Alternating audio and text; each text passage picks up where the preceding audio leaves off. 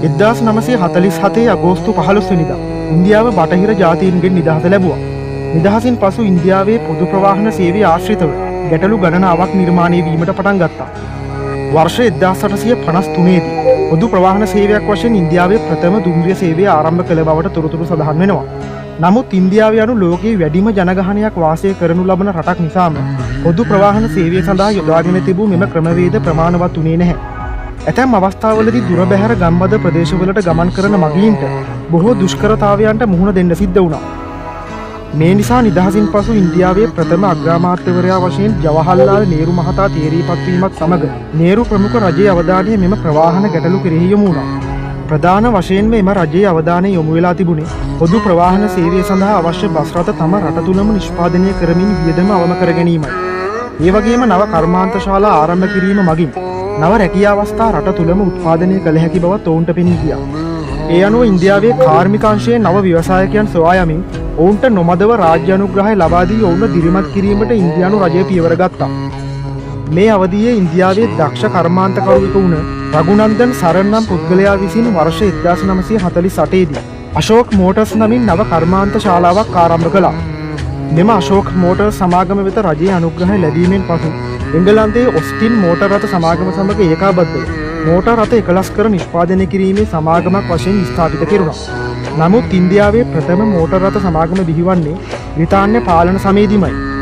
වර්ෂ 1942 දී ස්ථාපිත කළ එම සමාගම හින්දුස්තාන් මෝටර්ස් නමින් හැඳින්වුවා. කෙසේ වෙතත් අශෝක් මෝටර්ස් සමාගම එංගලන්තයේ ඔස්ටින් සමාගම සමග ඒකාබද්ධව මෝටර් රථ 11 කිරීමේ සමාගමක් වශයෙන් වර්ෂ 1948 දී ඉන්දියාවේ චෙන්නයිහි ස්ථාපිත කරනු ලැබුවා.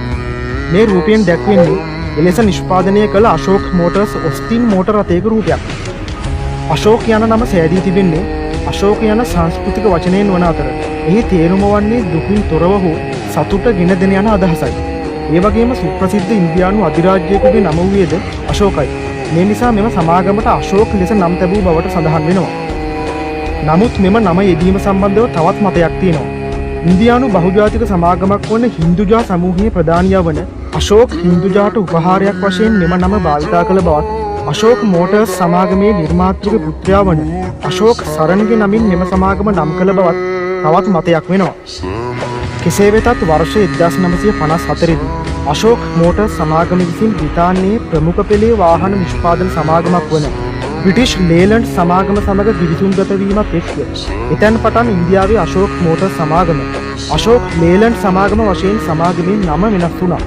ඉන් අනතුරුව මෙම සමාගම යුරෝපීය තාක්ෂණය භාවිතා කරමින් නව වාහන නිෂ්පාදනය කිරීම කෙරෙහි අවධානය යොමු කළා. ඒ අනුව වර්ෂ 1954 දී අශෝක් ලේලන්ඩ් සමාගම විසින් පළමු වරට නිෂ්පාදනය කරනු ලැබූ වාහනය වන්නේ මෙම රූපයේ දැක්වෙන ලේලන්ඩ් කොමට් යන ට්‍රක් රථ මාදිලියයි. ඉන් අනතුරුව අශෝක් ලේලන්ඩ් සමාගම විසින් මෙම රූපවල දැක්වන ආකාරයේ සැහැල්ලු බස් රථ නිෂ්පාදනය කිරීම ආරම්භ කළා. ලේලන්ඩ් කොමට් බස් නමින් මේවා හඳුන්වනු ලැබුවා.